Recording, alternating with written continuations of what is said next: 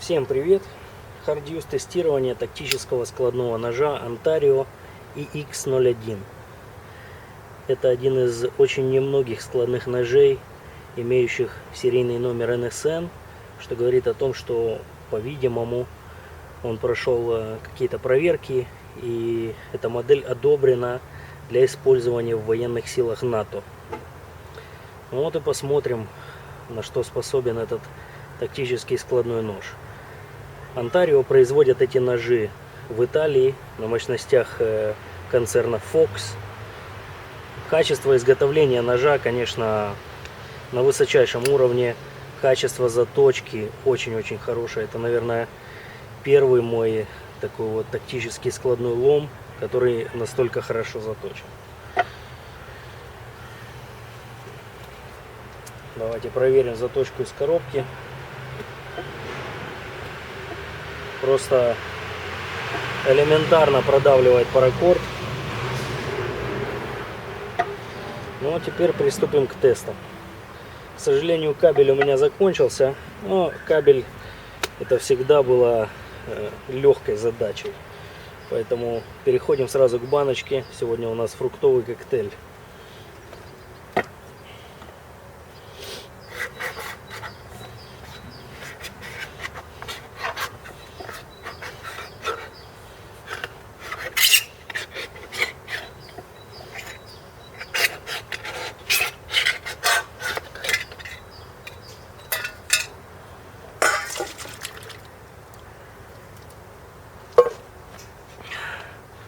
Можно видеть, что происходит с покрытием. Это, по всей видимости, какая-то краска, которая легко начала сдираться.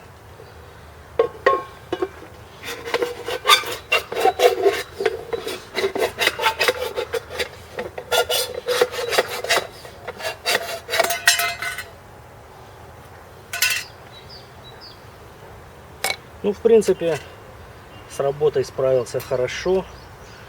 Я не знаю, что там осталось от заточки. Но продавливанием уже не режет. Сталь здесь австрийская N690 CO. Будет интересно, как она проявит себя в экстремальных нагрузках. Строгаем алюминий.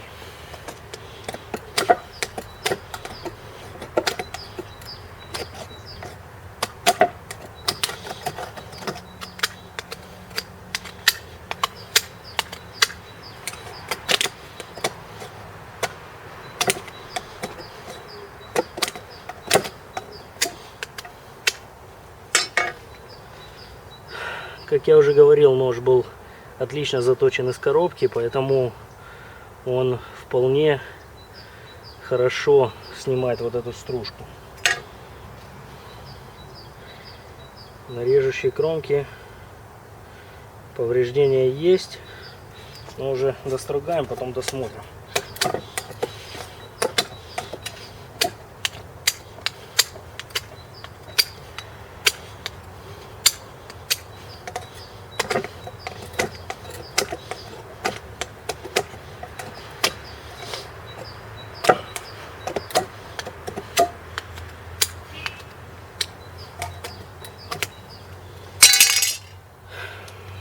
Ну что, я думаю, достаточно. Кстати, рукоять этого ножа очень удобная. Не наминает сильно.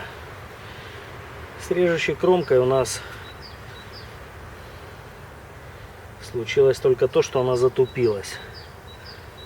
Я надеюсь, это можно будет видеть, как она отсвечивает свет. Но никаких сколов или больших заминов я не наблюдаю. Только именно вот мягкое затупление.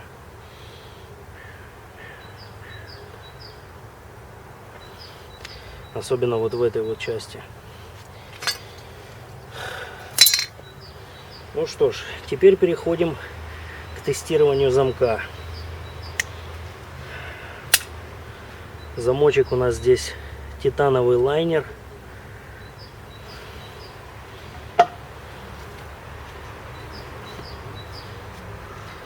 5 ударов обухом. Я специально привязал темлячок, чтобы не наблюдать полеты этого ножа.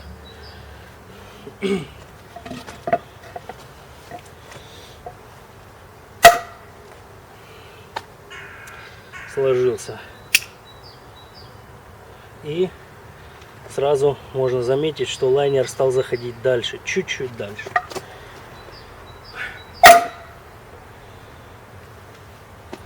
Мне кажется, он сложился и разложился.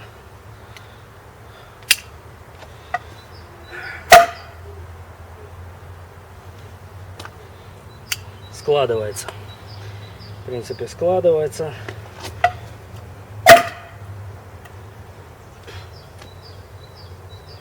Я не знаю, видно ли вам, но здесь сейчас высекаются искры, когда я бью об деревяху. Не знаю, чем это. В общем, высекались искры просто. Вау. Ладно. Теперь 5 ударов передней частью.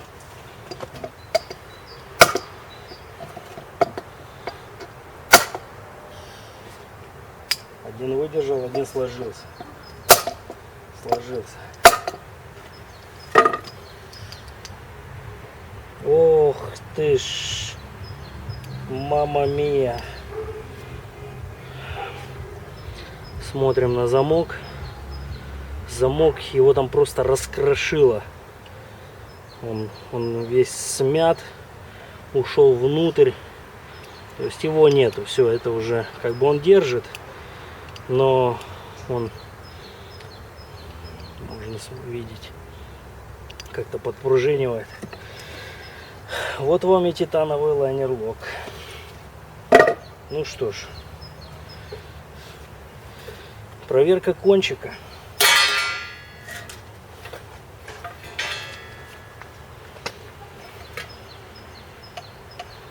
Да. Нет.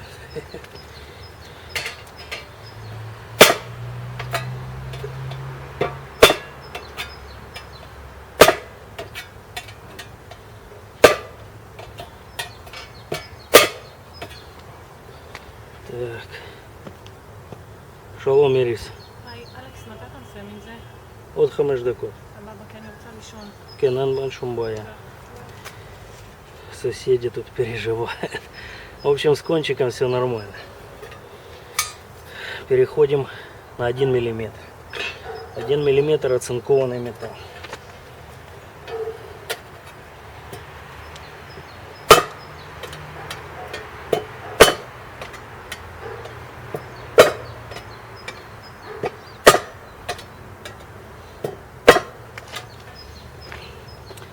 Пять ударов по 1-миллиметровому металлу. Все чисто. Кончик в полном порядке. Ну что ж. Нержавейка 1 миллиметр.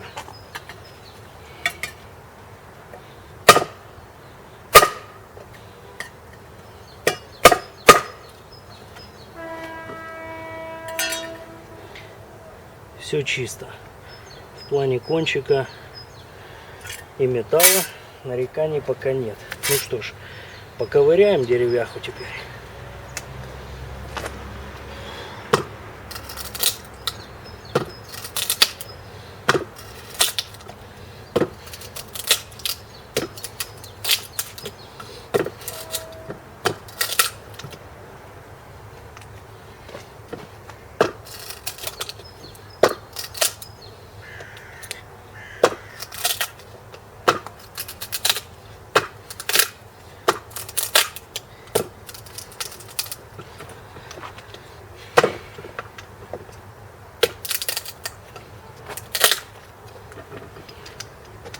Нож просто гуляет свободно.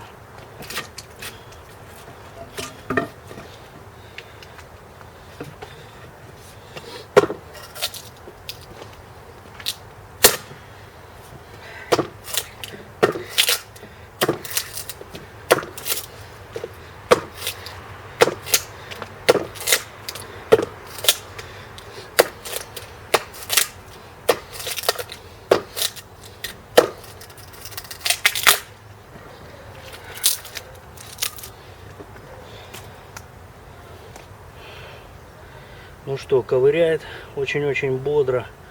Кончик целый. Пока что.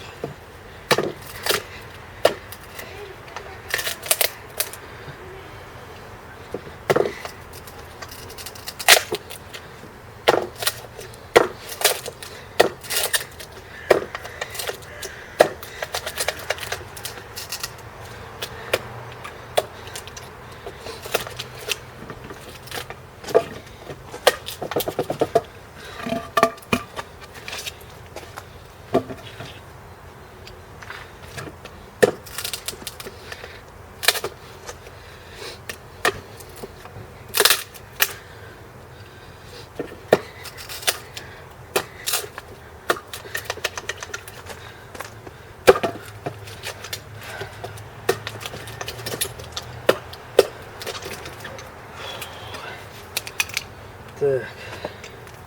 Ну что ж, отверстие есть. Замок хоть и гуляет, но он продолжает держать, то есть он не складывается. Но можно видеть, что при сильной нагрузке лайнер уходит глубже внутрь. Ну что ж, давайте порубим чуть-чуть.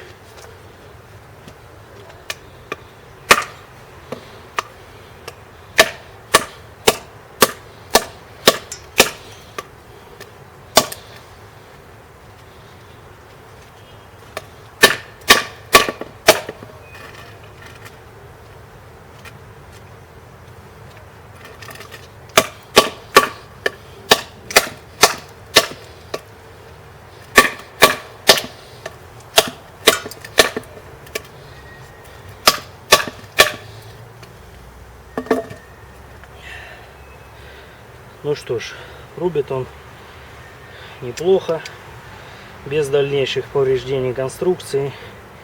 В принципе, клиночек уже можно видеть все. Хотя влево-вправо люфта нету. Или почти нету. Он был минимальный изначально. Ну что ж, и последняя вещь. Батонинг.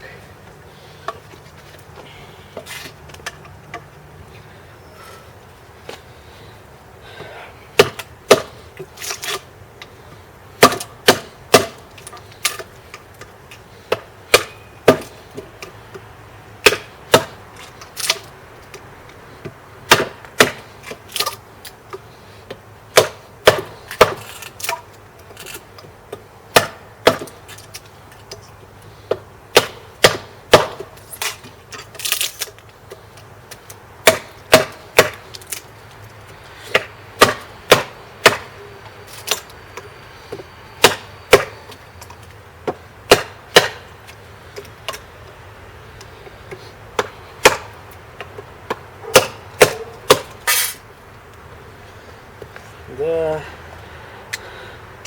батонит он знатно. Просто отлично батон. Сам клиночек работает шикарно. Вот. Ну вот этот вот замочек титановый лайнер-лок на таком мощном ноже. Это то, что называется колосс на глиняных ногах. Проверим остаточную остроту. Продавливанием, естественно, без вариантов.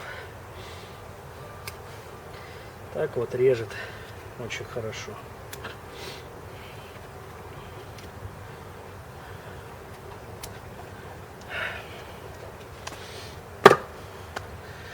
Все, сейчас посмотрим на него в макро.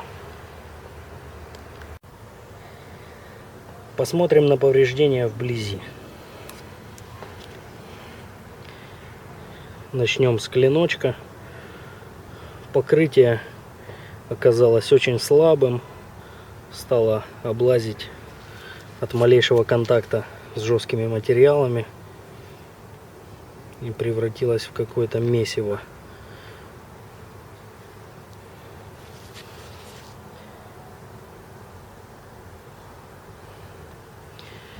Режущая кромка затупилась. Здесь вот можно это видеть. Но тем не менее без сколов.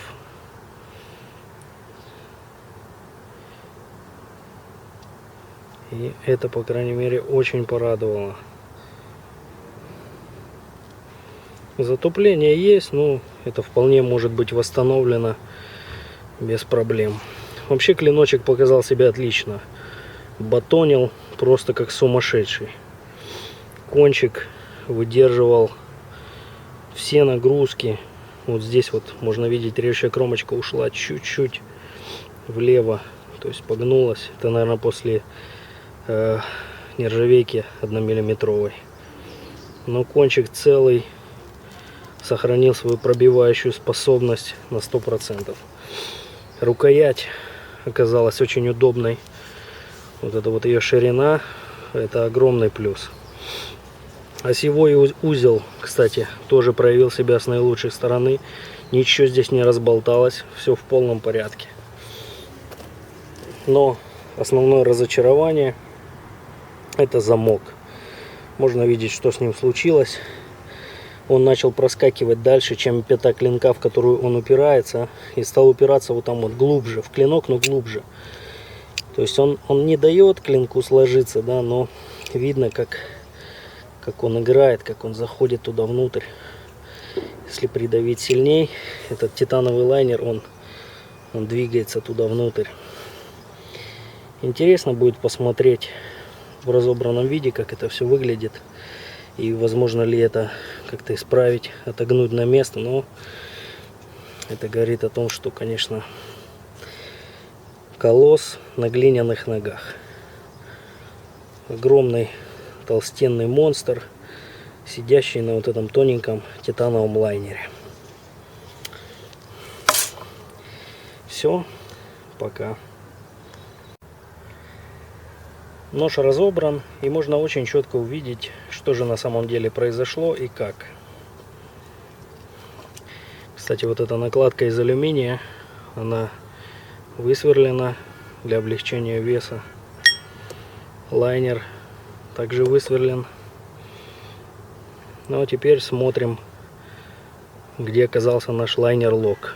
То есть изначально вот эта часть должна была упираться вот сюда, на вот эту площадку. Вот в эту площадку. Лайнер стоял вот так, и его загнуло внутрь. Смотрим, куда он упирается теперь. Вот. Его на самом деле теперь заклинило, и вниз отжать его невозможно. Невозможно, потому что вот эта вот основная часть, она блокирует пружину. То есть сейчас, в принципе, нож довольно-таки безопасен в плане какой-то работы. Но опять же, это все-таки несерьезно. То есть вот эти вот нагрузки для этого ножа вот оказались критическими, чтобы он достигнул своего такого вот состояния, то есть состояния фиксида, скажем так. Хорошо, что оно у него есть, конечно, но хотелось бы большего. В общем, этот лайнер сейчас нужно попытаться отогнуть обратно на его место. Давайте посмотрим здесь вот.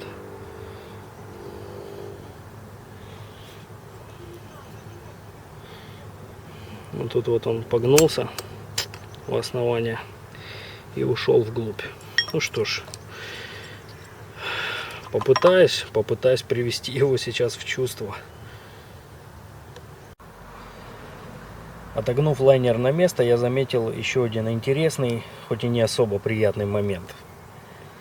Значит, в отогнутом положении лайнер уже начал фиксировать клинок.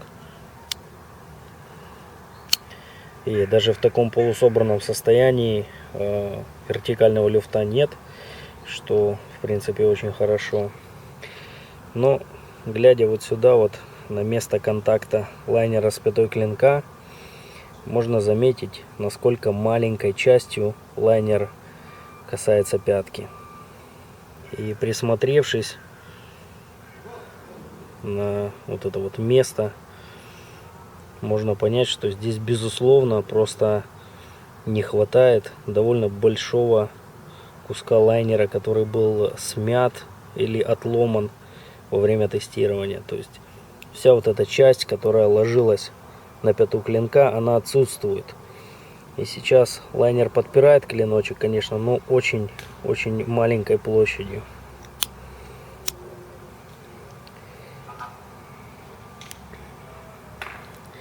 Еще один момент, который нужно отметить, это сумасшедшая толщина стенок осевой втулки. Ну, где фокус?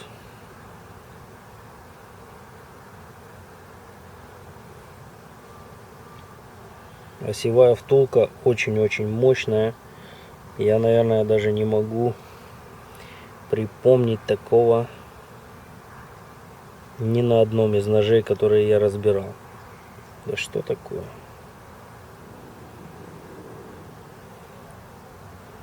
Толщина просто какая-то сумасшедшая. Втулка класс.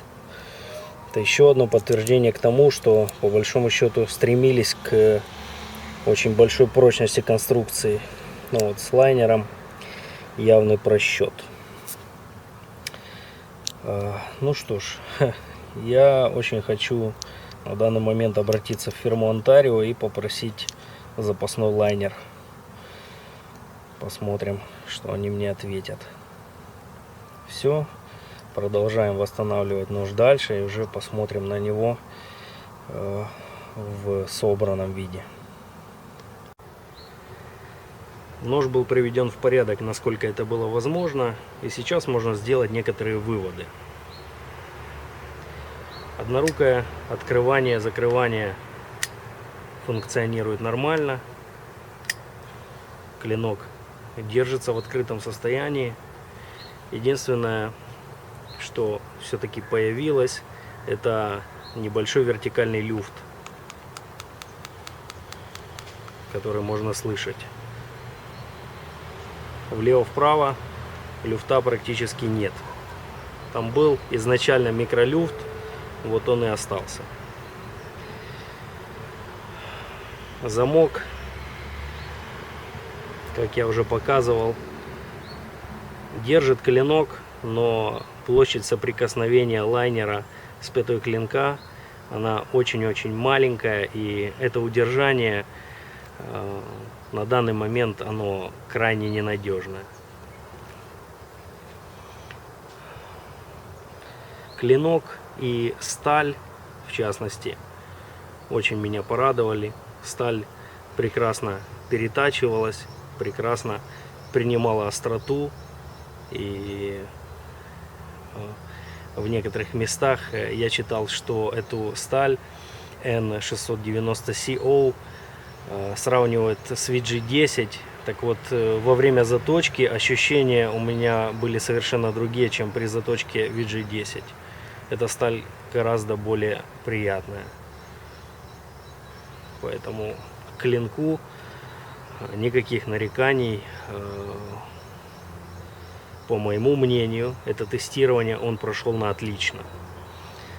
Рукоять также проявила себя очень неплохо. Довольно неплохая эргономика. И единственное, чего не хватает этому ножу, то из-за чего он, ну, по большому счету, можно сказать, провалил это тестирование, это слабый замок. Вот этот лайнер, который просто отломался, не оставив никаких шансов этому ножу занять очень высокое место в рейтинге складных тактических ножей. И вот в очередной раз я уже вижу, как лайнер очень плохо показывает себя в этих жестких тестах. И все больше и больше во мне укрепляется такое мнение, что лайнер лок это все-таки замок, который вряд ли подходит для ножей вот такого плана, для тяжелых работ. Но на правах некоторого анонса я хочу также сказать, что пока я не проверил все варианты вот таких вот мощных толстых стальных лайнер локов, как на вот этом очень мощном ноже. Никаких окончательных выводов я все-таки делать не буду. Но на данный момент, конечно, лайнер лок мне выглядит как не самый предпочтительный вариант для ножа, который предполагается для тяжелых нагрузок, складного ножа, естественно. Все, об этом ноже мы еще более подробно поговорим в обзоре, но сейчас, я думаю, уже многое стало понятно. Надеюсь, вам было интересно. Спасибо за просмотр. Пока. Бай-бай.